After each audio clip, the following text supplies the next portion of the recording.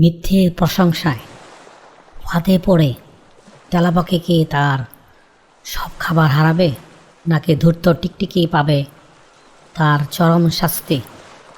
Hello বন্ধুরা, আজকের গল্পের নাম তেলাপোকা ও ধূর্ত টিকটিকি। হঠাৎ করে আফ্রিকার সেই অঞ্চলে এক ভয়াবহ খরা দেখা দিল। মাসের পর মাস কোনো বৃষ্টি নেই, গাছের পাতা শুকিয়ে ঝরে পড়ল, নদী নালা শুকিয়ে কাঠ হয়ে গেল। বনের পশু পাখিরা খাবারের সন্ধানে চারিদিকে হাহাকার করে ঘুরে বেড়াতে লাগলো। গল্পটি আবার শুরু করছি। একদিন বিকালে টিকটিকি গুটি গুটি পায়ে তেলাপোকা ঘরের দরজায় গিয়ে কড়া নাড়ল। তেলাপোকা দরজা খুলতেই টিকটিকি একদম দুর্বল আর মরণাপন্ন অভিনয় শুরু করে দিল। সে কাঁপতে কাঁপতে বলল, ওহে পরম বন্ধু তেলাপোকা, তুমি তো এই বনের সবচেয়ে বুদ্ধিমান এবং দয়ালু জীব। তোমার গানের গলা এত সুন্দর যে পুরো বনের পাখিও তোমার কাছে হার মানে। আমি ক্ষুধার ছুটে শেষ হয়ে যাচ্ছি, তুমি যদি আমাকে একটু আশ্রয় দাও আর তোমার সেই সুমধুর কণ্ঠের একটি গান শোনাও, তবে আমি নিজেকে খুব ধন্য মনে করব। তেলাপোকা তো টিকটিকির মুখে নিজের এত প্রশংসা শুনে খুশিতে আটখানা। সে তার সরল মনে টিকটিকির আসল উদ্দেশ্য বুঝতেই পারল না। সে বলল, আরে বন্ধু টিকটিকি, এসো এসো, ভেতরে এসো। তুমি আমার গানের এত ভক্ত, আমি আগে জানতাম না। ঠিক আছে, তুমি আরাম করো, আমি তোমার জন্য খাবার নিয়ে আসছি আর গান গাইছি। তেলাপোকা ঘর থেকে তার জমানো সেরা শস্যদানাগুলো নিয়ে এলো।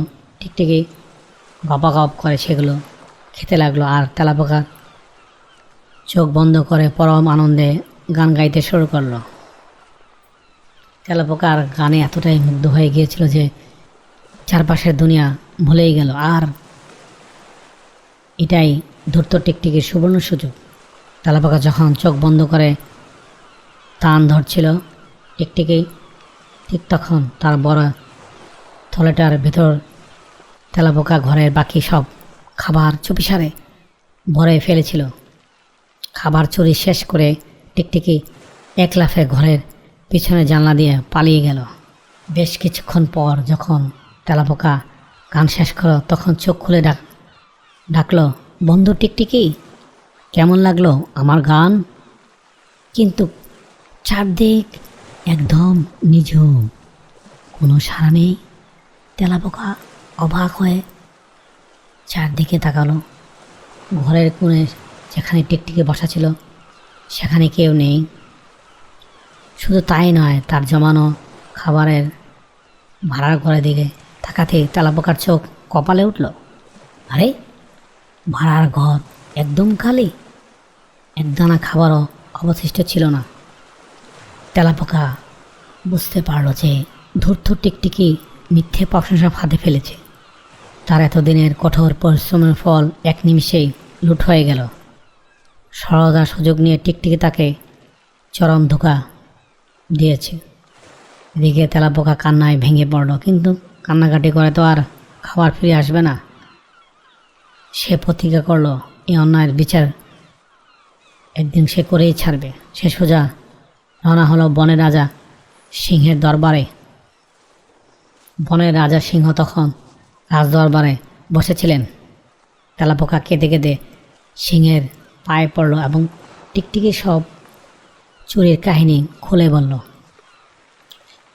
সিংহ সব শুনে ভীষণ রেগে গেলেন, কিন্তু গর্জন করে বললেন, আমার রাজ্যে এরকম বিশ্বাসঘাতকতা? এখনই টিকটিকিকে ধরে নিয়ে এসো।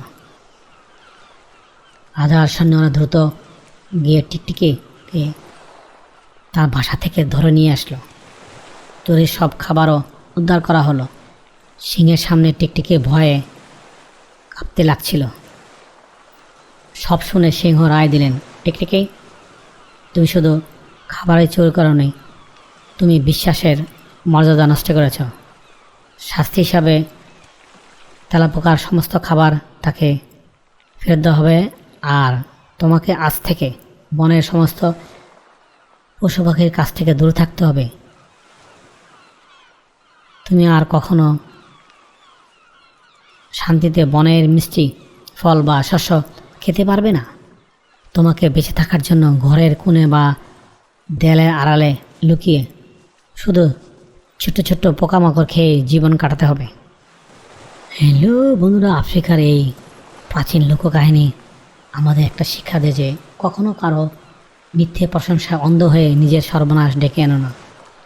আর যারা ছাড়াছাড়ি আর ধোঁকা দিয়ে অন্যের ক্ষতি করে তাদের পরিণতি কখনো ভালো হয় না। আজকের গল্পটি কেমন লাগলো কমেন্টসের মাধ্যমে জানিও। আবারও দেখা হবে অন্য কোনো গল্পে। ভালো থাকো, ধন্যবাদ। Thank you for watching. Please subscribe.